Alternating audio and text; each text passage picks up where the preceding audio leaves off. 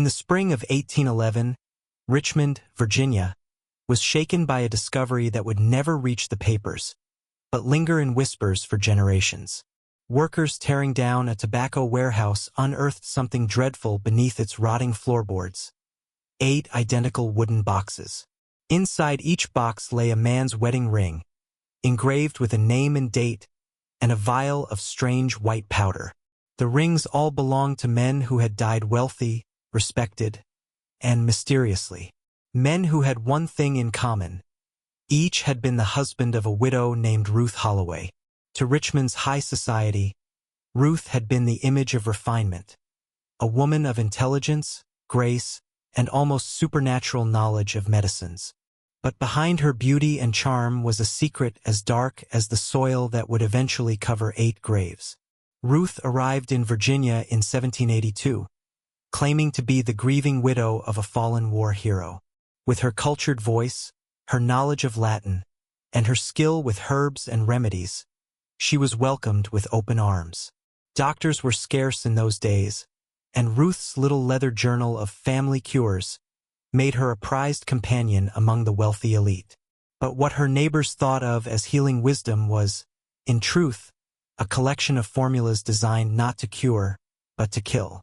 Blended herbs and powders that could mimic fevers, stomach sickness, or exhaustion. Poisons that left no trace. Her first husband, Colonel Edmund Fairfax, died only 6 months after their marriage. A healthy man, brought low by sudden stomach pains. Servants whispered that on the night of his death, they saw Ruth by his side, offering him a steaming cup of her special tea. Within hours, he was convulsing at his desk, and before dawn, he was gone. The doctor found nothing unusual. Gastric fever, he declared, common enough in the Virginia heat. But the slaves of the household told a different story in hushed voices, of Ruth's strange calm, of a hidden basin of water prepared to wash away the cup, of how the widow wailed only after her husband's final breath. Soon after, she remarried, and again death followed.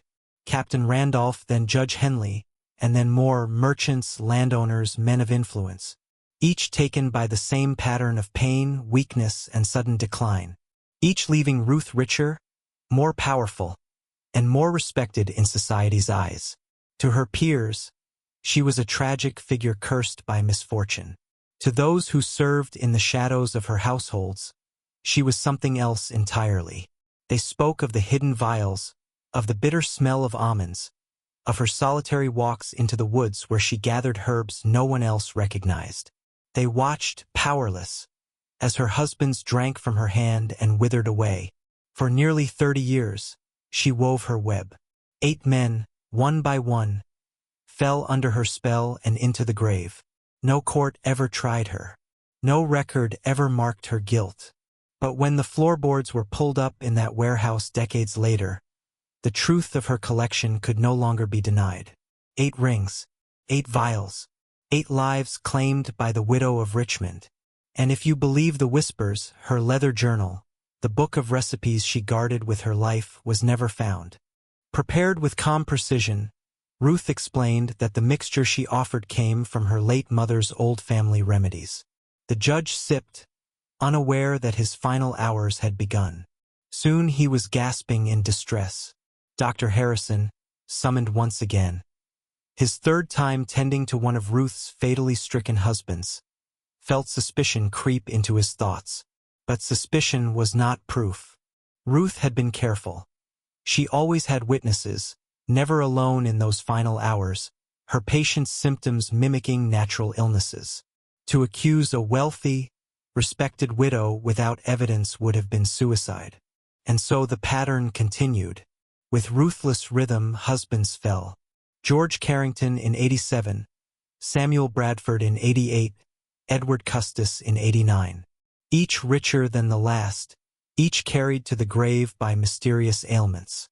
At every funeral, Ruth's grief was displayed with greater theatrics, and yet behind the tears her fortune and influence swelled. Only the most watchful noticed the pattern. Among them was Marcus Wainwright, a disgraced physician Ruth had once known in Philadelphia. He arrived quietly in Richmond, seeking not redemption but opportunity. He had pieced together her secret, and blackmail became his price. He would refine her poisons, sharpen her methods, so long as she shared the profits. But Wainwright's arrogance blinded him. He mistook Ruth's vengeance for greed. He thought her tethered to him. He didn't yet realize that her killings were not simply crimes. They were executions. For Ruth was not guided by money, but by a burning obsession. Every husband she buried was tied to a secret organization, the Covenant of Prosperity, a network of men who had betrayed her first husband during the war. Her mission was nearly complete. Only two remained. One was Dr. Harrison himself, the other Governor Edmund Randolph, Virginia's most powerful man. Then, in the autumn of 1790, fate intervened. A new figure entered Richmond society. Captain Jonathan Hale, a former intelligence officer of the Continental Army. Outwardly, he was in town to settle property disputes. In truth, he was hunting whispers of treason, digging into the very network Ruth was dismantling in blood. Unlike local authorities, Hale was trained to see patterns, and the trail of sudden, unexplained deaths led him closer to Ruth with every step. Through conversations with Dr. Harrison, Hale began to see what others dismissed: the impossible string of tragedies surrounding the widow Holloway. A woman whose husbands always died of similar ailments. A woman too skilled in medicine, too eager at the sickbed, too composed in grief. When Hale dug deeper, he found something chilling. There had never been a Jonathan Holloway in the Continental Army. Ruth's identity was a fabrication, and the truth that emerged was darker than he could have imagined. Her husband had not been a patriot martyr. He had been a British spy, captured and executed in 1779, betrayed by his own comrades in the Covenant. Ruth's quest was not justice for America's cause, but vengeance for a traitor, her traitor. Every life she claimed was part of her crusade to punish the men who had exposed him. Her war was treason wrapped in mourning veils. By the winter of 1790, her sights were set on the Covenant's wealthiest member, Alexander Fitzhugh. But Captain Hale was watching. He began spreading warnings through Richmond society, whispering of the widow's curse. Some friends urged Fitzhugh to reconsider, but he, like the others before him, dismissed the suspicions as superstition. Within months, he too lay in the ground, another victim of Ruth's perfected art. Wainwright, her unwanted accomplice, soon followed, dead by his own hand, so it was claimed. In truth, Ruth had silenced the one man who could expose her tools. And with him gone, she was free to finish her bloody work. By 1791, Ruth had eliminated 7 of the Covenant's leaders. Only one remained. But as she closed her noose around Governor Randolph, she discovered that she was no longer the only hunter in Richmond. Captain Hale had uncovered her origins, her motives, and the web of treachery that stretched far beyond her vengeance. And in the shadows of Virginia's grand halls, a deadly game began. A widow, a soldier, a governor. Each believed they held the upper hand. Each knew the others carried secrets worth killing for. And all of them understood one truth: only one would survive the final confrontation.